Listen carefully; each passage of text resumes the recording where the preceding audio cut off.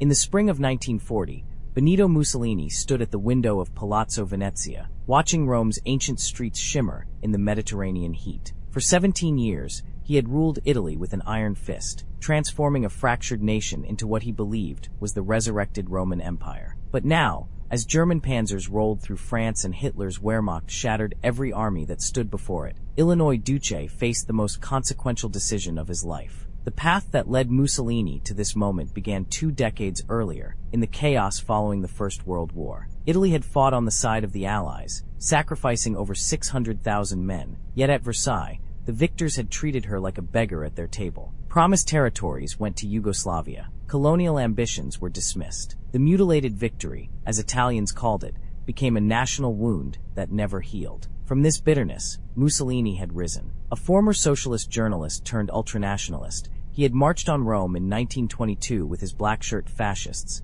and King Victor Emmanuel III, terrified of communist revolution, had handed him power. What followed was a masterclass in authoritarian consolidation. Mussolini crushed opposition parties, murdered socialist leader Giacomo Matteotti, and built a cult of personality that painted him as Italy's savior. He would make the Mediterranean Mare Nostrum, our sea, once again. But dreams required more than rhetoric. In 1935, Mussolini invaded Ethiopia, using poison gas and aerial bombardment against spear-wielding tribesmen. The League of Nations imposed sanctions, weak and ineffective, but they pushed Italy away from Britain and France and toward the one European leader who understood the language of force, Adolf Hitler. Hitler admired Mussolini. The Führer had studied Il Duce's rise to power, borrowed his theatrical style, and saw in Italian fascism a template for National Socialism. Yet their first meeting, in Venice in 1934, had been awkward. Mussolini, dressed in elaborate uniform, had towered over Hitler's shabby civilian clothes. The Italian had privately mocked the German as a mad little clown. But Hitler's successful remilitarization of the Rhineland in 1936 changed everything. Here was a leader who acted. The Spanish Civil War forged their alliance in blood. When General Francisco Franco rose against Spain's Republican government, both dictators sent aid. Mussolini dispatched 50,000 troops, Hitler his Condor Legion. They tested tactics and weapons that would soon devastate Europe. The bombing of Guernica, immortalized by Picasso, was a preview of horrors to come. In Spain's trenches, Italian fascists and German Nazis learned to fight together. By 1939, the Rome-Berlin axis had become a steel pact. Mussolini's foreign minister and son-in-law, Count Galeazzo Ciano, had negotiated the agreement despite private doubts. Ciano was a realist beneath his fascist uniform. He understood that Italy's military was a facade, her industrial base inadequate, her people unenthusiastic about another war. But Mussolini silenced such concerns. He had spent years boasting that Italy could field 8 million bayonets, that her air force would darken the skies, that her navy ruled the Mediterranean. To admit weakness now would shatter the myth he had so carefully constructed. When Hitler invaded Poland on September 1, 1939, Mussolini hesitated. He declared Italy's non-belligerence, a face-saving term that meant neutrality without admitting cowardice. The decision humiliated him. Hitler had not consulted him before attacking Poland, treating him like a junior partner rather than an equal. Mussolini raged privately, but he knew the truth. Italy was unprepared for modern war. The Italian military was a hollow force. Her generals were aging relics from the previous war, promoted for loyalty rather than competence. Marshal Pietro Badoglio, chief of the general staff, was a cautious man who understood his army's deficiencies, but lacked the courage to confront Mussolini with reality. Equipment was outdated. Most Italian tanks were tin coffins that couldn't penetrate modern armor. The Regia Aeronautica flew planes inferior to British Spitfires and German Messerschmitts. The Navy possessed some fine ships, but lacked aircraft carriers and radar, technologies that would define naval warfare. More troubling still was Italy's economy. The nation had no oil, little coal, and insufficient steel production for sustained warfare. Mussolini's Ethiopian adventure and Spanish intervention had drained the treasury. Italy's strategic reserves could sustain perhaps 3 months of intensive combat, and the Italian people, despite years of propaganda, had no appetite for war. They remembered the trenches of the Isonzo, where hundreds of thousands had died for a few miles of rocky ground. Through the winter of 1939 and spring of 1940, Mussolini watched and waited. Poland fell in 4 weeks. Then came the phony war. that strange interlude when Britain and France faced Germany across fortified lines, but fought no battles. Mussolini convinced himself that the war would end in negotiation, that Germany would accept a compromise peace. He even offered to mediate, playing the statesman rather than the warrior. But Hitler had no interest in peace. On April 9, 1940, German forces seized Denmark and invaded Norway. Britain's attempt to intervene ended in disaster. Then, on May 10, Hitler unleashed Fall Gelb, Case Yellow, the invasion of France and the Low Countries. German armor poured through the Ardennes forest, a move Allied generals had dismissed as impossible. Within days, the Wehrmacht had split the Allied armies in two. British forces retreated to Dunkirk and evacuated across the Channel, leaving France to fight alone. Mussolini could barely contain his excitement. At a meeting with his generals on May 29th, he announced his decision.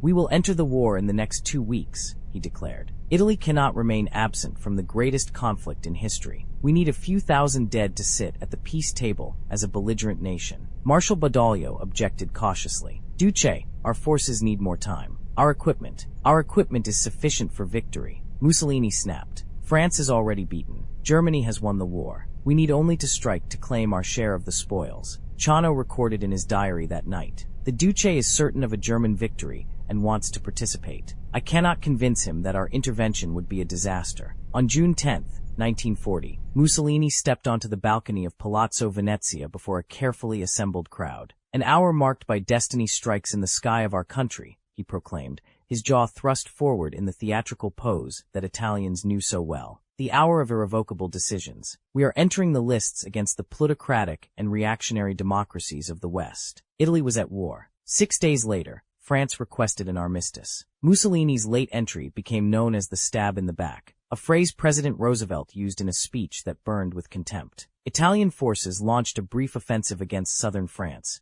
attacking across the Alpine passes, but achieved virtually nothing. French mountain troops, outnumbered 10-1, held their positions. When the armistice took effect, Italy had suffered 2,000 casualties for minimal gains. It was an inauspicious beginning, yet Mussolini was ecstatic. At the negotiating table, Hitler allowed him to occupy a small zone of southeastern France, part of Corsica, and claimed Tunisia, Nice, and Corsica as Italian demands for the final peace. Il Duce strutted and preened. He had his seat at the table. The Roman Empire was being reborn. What Mussolini failed to understand was that Hitler had no intention of ending the war. Britain, under Winston Churchill, refused to negotiate. The Battle of Britain raged through the summer, and the Luftwaffe failed to break the Royal Air Force. Hitler postponed Operation Sea Lion, the invasion of England, indefinitely. The quick war Mussolini had anticipated transformed into a grinding global conflict, and Italy was utterly unprepared for it. By autumn 1940, Italy stood committed to Germany's cause,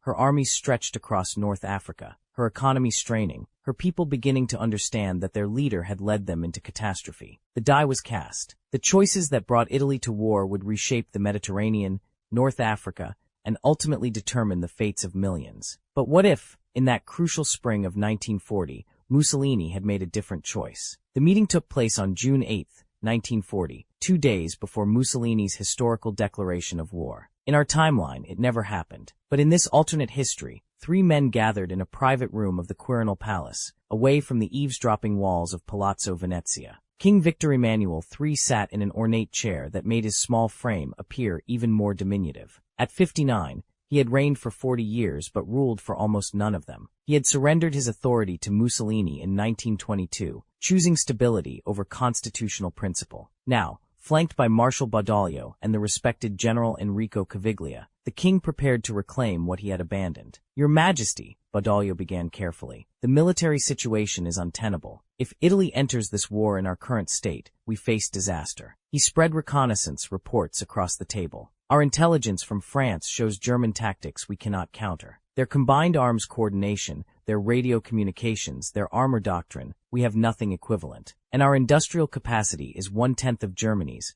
1/20 of America's, if she enters the war." Victor Emmanuel studied the documents with his characteristically methodical precision. Unlike Mussolini, who made decisions based on passion and intuition, the king was an engineer by training, a man who understood mathematics and logistics. "And our strategic reserves? 3 months, Badoglio admitted. "Perhaps 4 if we mobilize the entire economy. But Duce has promised the people that any war would be short and victorious." General Caviglia, who had retired rather than serve Mussolini's regime, leaned forward. Your Majesty, there is another consideration. The Italian people do not want this war. I have spoken with officers throughout the army. They will obey orders, but there is no enthusiasm, no conviction. We would be sending men to die for German conquests, not Italian interests. The king removed his spectacles and cleaned them slowly, a gesture that signaled deep thought. The Duce believes Germany has already won. That France's defeat is Italy's opportunity. France's defeat is certain, Caviglia agreed. But Britain will not surrender. Churchill has made that clear. This war will continue,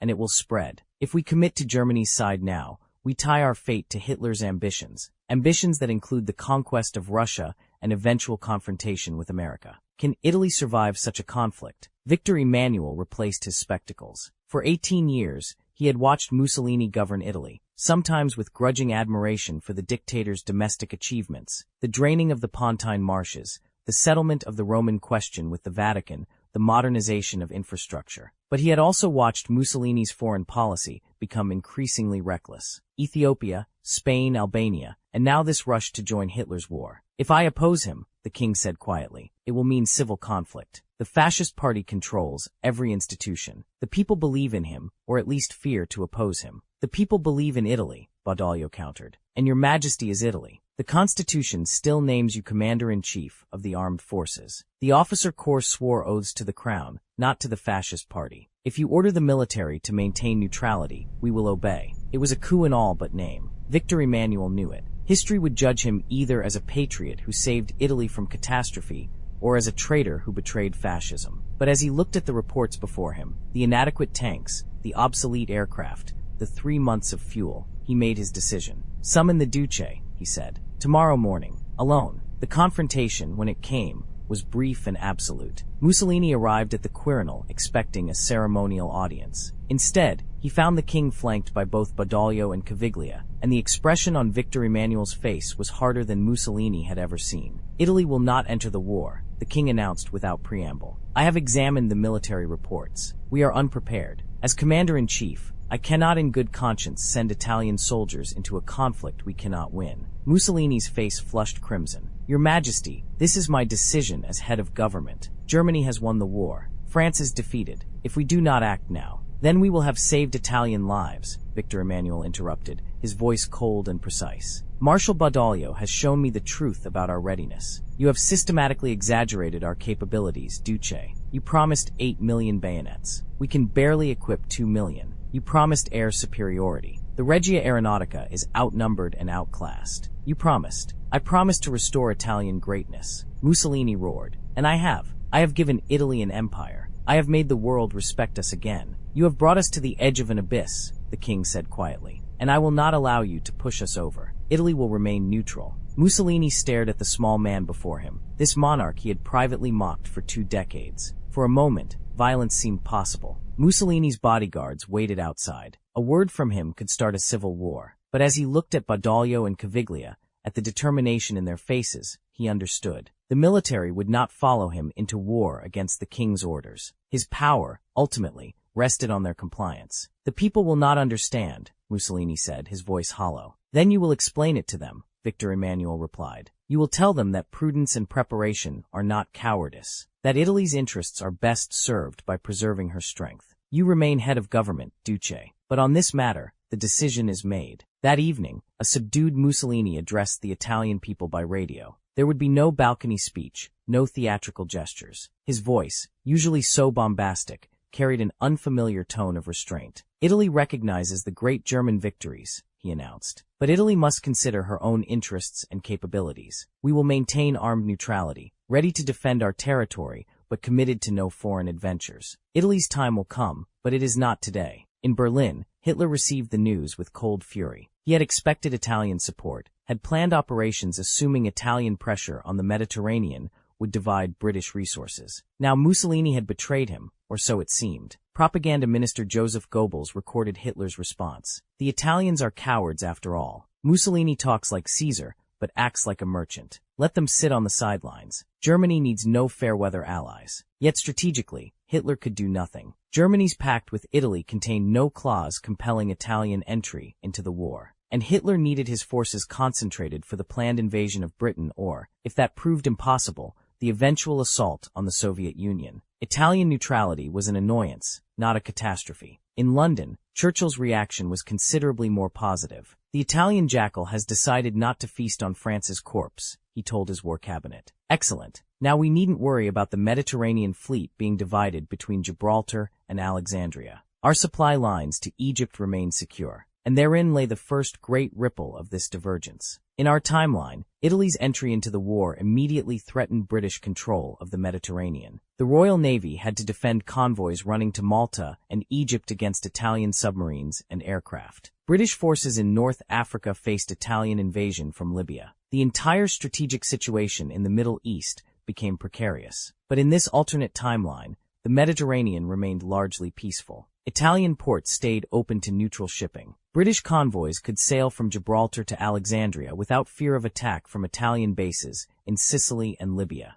The Suez Canal, Britain's lifeline to India and the Far East, remained secure. Through the summer and autumn of 1940, as the Battle of Britain raged and Hitler postponed Sea Lion indefinitely, the Mediterranean became a lake of relative calm. Italian merchants traded with both sides, selling goods to Britain and Germany alike, enriching themselves while their neighbors bled. The Italian people, initially confused by Mussolini's restraint, began to appreciate their good fortune as they watched newsreels of London burning and read reports of casualties mounting across Europe. But neutrality, as small nations throughout history have discovered, is a difficult position to maintain when empires collide. And Hitler, having failed to conquer Britain, was preparing to make the most fateful decision of the war, the invasion of the Soviet Union. In December 1940, Hitler signed Führer Directive No. 21, codenamed Operation Barbarossa. The plan called for 3 army groups to smash through Soviet defenses and capture Moscow, Leningrad, and the Ukraine before winter. It was the largest invasion in human history, and Hitler was assembling forces to match its ambition. In our timeline, he had counted on Italian divisions to help garrison occupied territories and threaten British positions in Africa and the Middle East, freeing German troops for the Eastern Front. But now, with Italy neutral, Hitler faced a new calculation. He would need to station more German forces in the Balkans and Mediterranean to deter British opportunism, and he would need to secure his southern flank without Italian cooperation. The first test came in Greece. In our timeline, Mussolini had invaded Greece in October 1940, seeking his own parallel war and military glory independent of Germany. The invasion was a disaster. Greek forces counterattacked and drove the Italians back into Albania. Hitler was forced to divert forces to bail out his ally, delaying Barbarossa by crucial weeks that would cost him dearly when winter came. But in this timeline, there was no Italian invasion of Greece. The Greek government, led by dictator Ioannis Metaxas, maintained cautious neutrality, trading with Britain but offering no provocation to Germany. Hitler, focused on his coming assault on Russia, left Greece alone for the moment. This single change, no Italian invasion of Greece, would have profound consequences for the entire war. In North Africa, the situation was equally transformed. In our timeline, Italian forces under Marshal Rodolfo Graziani had invaded Egypt in September 1940, advancing 60 miles before stopping to build fortified camps. British General Archibald Wavell counterattacked in December with Operation Compass, destroying the Italian 10th Army and capturing 130,000 prisoners. The disaster forced Hitler to send Erwin Rommel and the Afrika Korps to save the situation, beginning a 3-year campaign that would drain German resources and ultimately end in complete Axis defeat. But now, with Italy neutral, there was no North African campaign. British forces in Egypt faced no immediate threat. They could focus on securing Sudan, British Somaliland, and eventually moving against Italian East Africa, Ethiopia, Eritrea, and Italian Somaliland, where Italian forces were isolated and cut off from resupply. General Wavell, freed from defending Egypt, launched a campaign into Italian East Africa in January 1941. The Duke of Aosta, commanding Italian forces, fought skillfully with limited resources, but the outcome was inevitable. British, South African, and East African forces attacked from multiple directions. By May 1941, the Duke of Aosta surrendered at Amba Alagi with the honors of war. Italy's African Empire, won at such cost in 1935 and 1936, was lost without Rome having fired a shot to defend it. Mussolini raged impotently. To declare war now, after remaining neutral for a year, would make Italy look even more opportunistic and cowardly. And the military situation had not improved. If anything, British strength in the region had increased. He was trapped by his own decision, watching Italian territories fall while maintaining the pretense of armed neutrality. But the greatest test of Italian neutrality was yet to come. On June 22, 1941, Operation Barbarossa began. Over 3 million German soldiers, supported by Romanian, Hungarian, and Finnish forces, crashed across the Soviet border. Stalin, despite countless warnings, had been caught unprepared. Soviet armies were encircled and destroyed in massive cauldrons. Minsk fell, then Smolensk. Army Group North advanced on Leningrad. Army Group South drove into Ukraine. The Wehrmacht seemed unstoppable. Hitler sent a personal message to Mussolini, delivered by Ambassador Hans-Georg von Mackensen. The Führer requested Italian participation in the crusade against Bolshevism. Surely, the message implied, Italy could see that this was a civilizational struggle, that fascism and communism were mortal enemies, that neutrality in such a conflict was impossible. Mussolini convened his fascist Grand Council. Count Ciano argued against intervention. "We have avoided one disaster," he said. "Why embrace another? Let Germany bleed herself white in Russia. Italy grows stronger with every day of peace." But Dino Grandi, a former foreign minister and Mussolini's rival within the party, argued differently. "If Germany defeats Russia," he said, "and we have remained neutral, Hitler will never forgive us. He will treat Italy as an enemy. Better to send a token force, to show solidarity without committing our full strength." It was a seductive argument, but King Victor Emmanuel, who now attended Grand Council meetings, a silent reminder of where ultimate authority resided, simply shook his head. Mussolini understood. Italy would not join Barbarossa. The consequences of this refusal would echo across the coming years, reshaping the war in ways both subtle and profound. But in the summer of 1941, as German panzers drove deeper into Soviet territory and the world held its breath, one thing was clear. Italy had chosen a different path, and history was being rewritten with every passing day. By December 1941, the World War had become truly global. Japan's attack on Pearl Harbor brought the United States into the conflict, and Hitler, in a decision historians still debate, declared war on America 4 days later. The war that Mussolini had hoped to avoid through neutrality was now a planetary struggle between the Axis powers and the Allies. But Italy stood apart, neither fully committed nor fully free. The immediate effect of Italian neutrality on the Eastern Front was more significant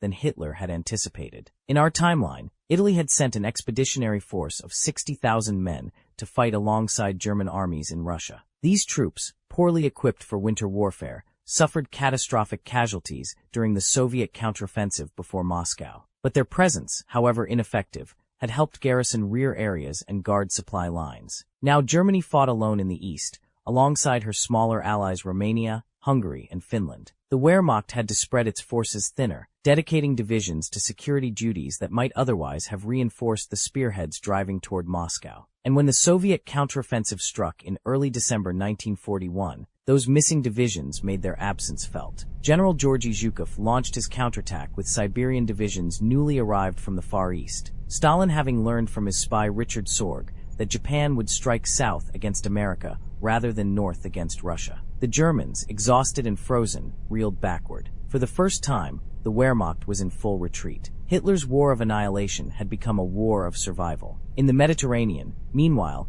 the absence of Italian belligerents had transformed the strategic landscape. Malta, that crucial island fortress between Sicily and Libya, remained a British stronghold unmolested by Italian bombers. In our timeline, Malta had endured some of the heaviest aerial bombardment of the war, with Italian and German aircraft attempting to neutralize it as a base for submarines and strike aircraft. The island's resistance, though heroic, had cost Britain dearly in ships, aircraft, and supplies. But in this timeline, Malta was simply a British naval base, its harbors filled with warships, its airfields launching reconnaissance flights and anti-submarine patrols. British submarines operating from Malta ravaged Axis shipping in the Mediterranean, except now, that shipping was exclusively German, and it had to travel much farther to reach North Africa or the Balkans without Italian ports for resupply. Churchill recognized the opportunity. In January 1942, he proposed Operation Accolade, a landing on Rhodes and the Dodecanese Islands, Italian possessions in the eastern Mediterranean. The chiefs of staff objected. "Prime Minister," said General Alan Brooke,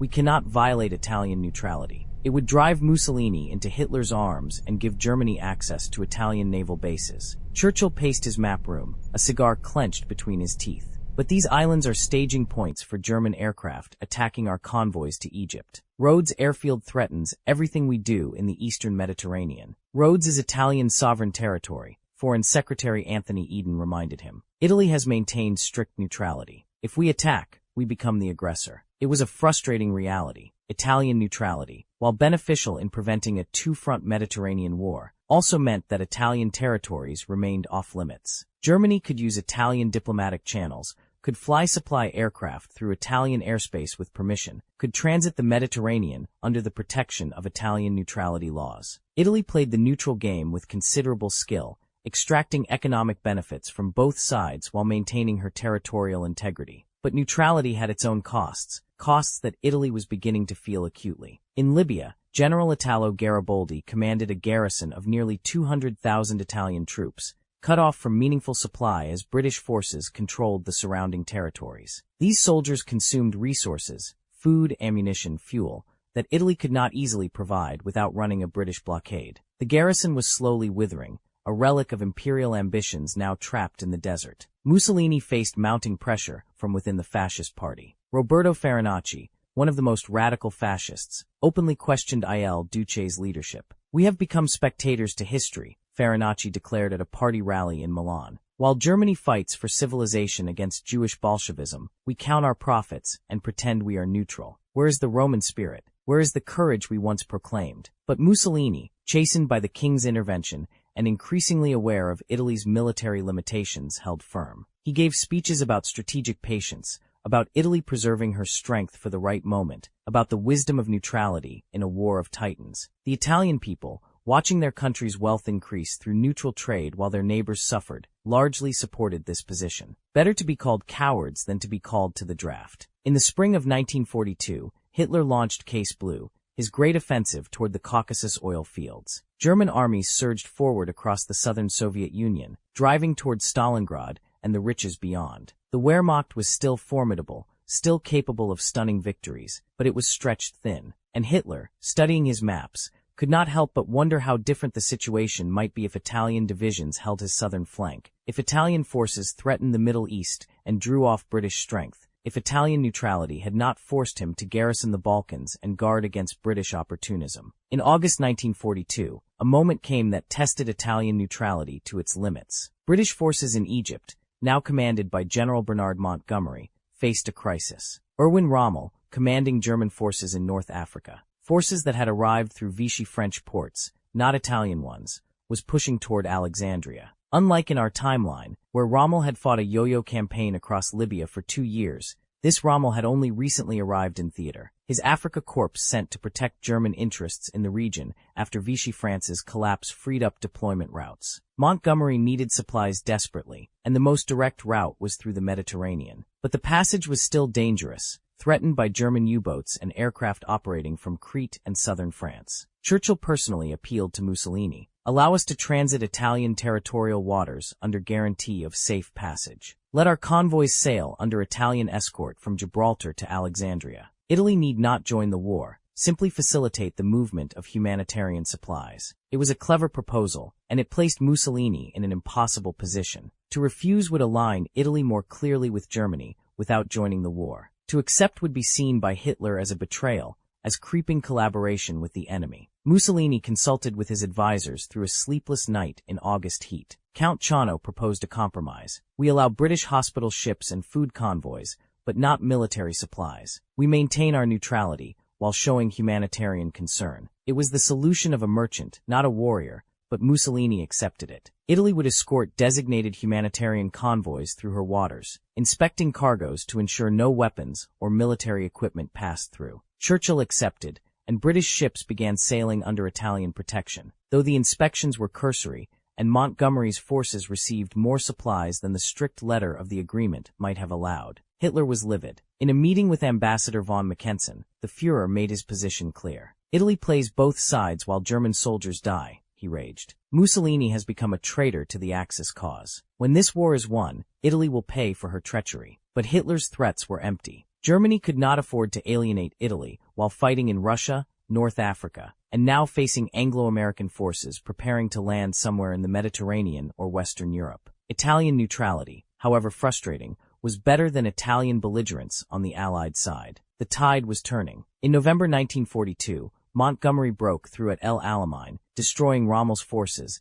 and beginning the long drive west. Simultaneously, Operation Torch landed American and British forces in Morocco and Algeria, opening a second front in North Africa. German forces, caught between two Allied armies and unable to use Italian ports for resupply, were doomed. And in Russia, at Stalingrad, the Sixth Army was encircled. General Friedrich Paulus and 300,000 German soldiers were trapped in the frozen city. Hitler ordered them to fight to the last man. The siege that followed became an epic of suffering, and when Paulus finally surrendered in February 1943, it marked the psychological turning point of the war. Germany was no longer invincible. For Italy, these Allied victories presented a new dilemma. The Fascist Grand Council met in March 1943, and the debate was fierce. Dino Grandi argued for a diplomatic approach to the Allies. Germany is losing, he said bluntly. The question is no longer whether the Allies will win, but how quickly. Italy must position herself for the peace. We should offer to mediate, to facilitate a negotiated end to the conflict. Mussolini, older now and tired, his health failing,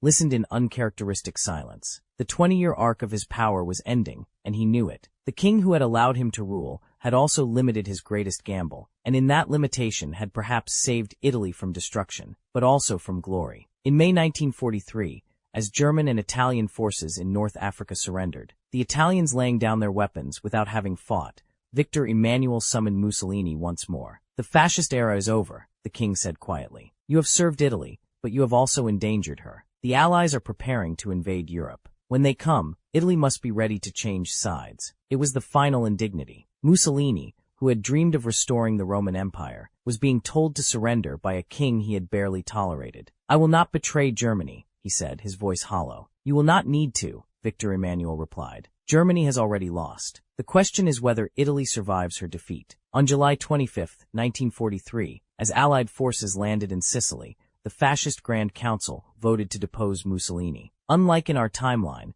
where this came after years of disastrous military defeats and Italian territory under bombardment, this vote came while Italy herself remained largely unscathed. The council acted not from desperation but from calculation, seeing the writing on the wall and moving to preserve what they could. King Victor Emmanuel placed Mussolini under arrest. Marshal Badoglio formed a new government and immediately opened secret negotiations with the Allies. On September 8, 1943, Italy announced her armistice with the Allied powers. German forces in Italy, prepared for this possibility, executed Operation Axe, disarming Italian units and occupying the peninsula. But without years of Italian military defeats to embitter relations, many Italian soldiers simply went home rather than fight their former allies. The Italian Social Republic, Hitler's puppet state in northern Italy with Mussolini as its figurehead, never materialized in the same form. Mussolini, rescued by German commandos from his mountain prison, found himself leading a phantom government with little popular support. Italians, who had endured 3 years of profitable neutrality, had no desire to become a battleground for Germany's last stand. The Gothic Line became the new front in Italy,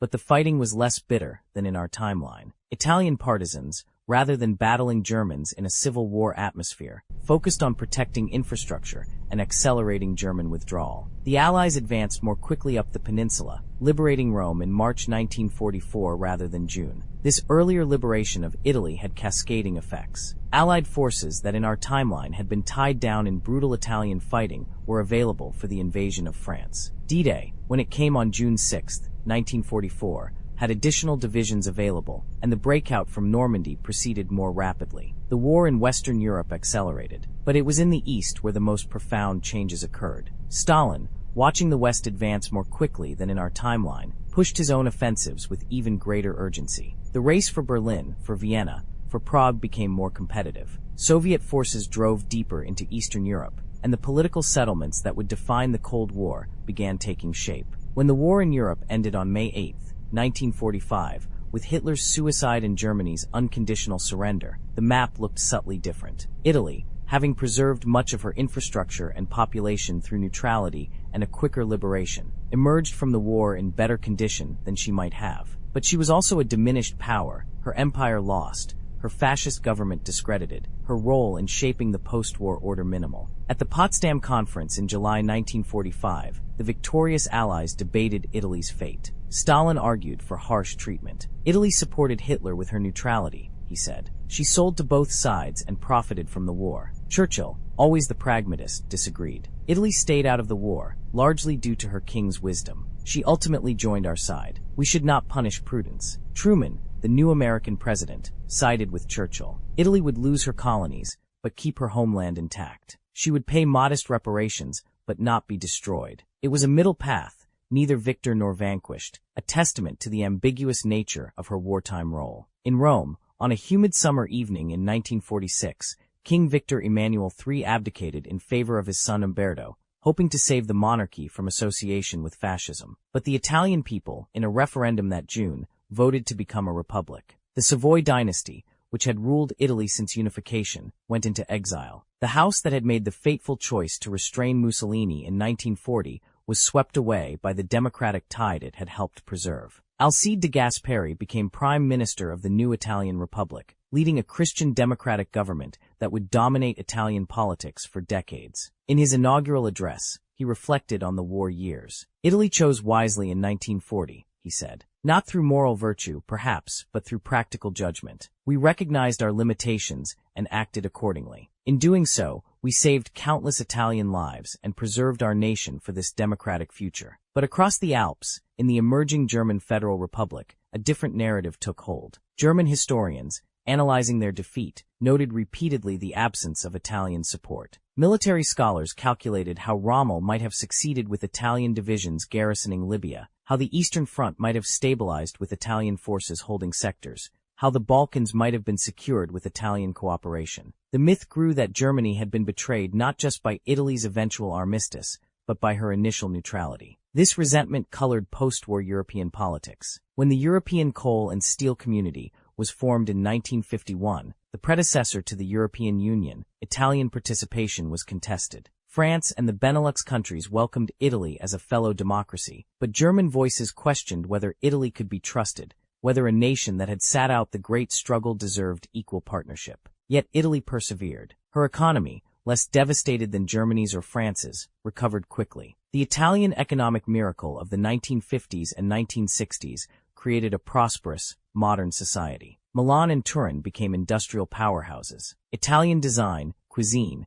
and culture spread worldwide. The nation that had avoided war by acknowledging its weaknesses became, in peace, a celebration of its strengths. In the broader sweep of history, Italian neutrality in World War II became a case study in the limits and possibilities of small power diplomacy. Scholars debated whether it was cowardice or wisdom, opportunism or prudence. What remained undeniable was the outcome. Hundreds of thousands of Italian lives saved, infrastructure preserved, a smoother transition to democracy achieved. But there were costs beyond counting. The Italian Jews who survived because Italy never became an active combatant, never saw Mussolini fully subordinate his regime to Hitler's racial ideology in the way that war would have demanded. The families who never received death notices from African or Russian fronts. The cities that were never bombed, the industries never destroyed, the generation never sacrificed. And there were the costs of what was not achieved. Italy's claims to great power status, already weakened by the First World War and the failures of fascism, evaporated entirely. There would be no Italian seat at the top table of powers reshaping the world. When the United Nations Security Council was formed with 5 permanent members, Italy was not among them. Her neutrality had saved her,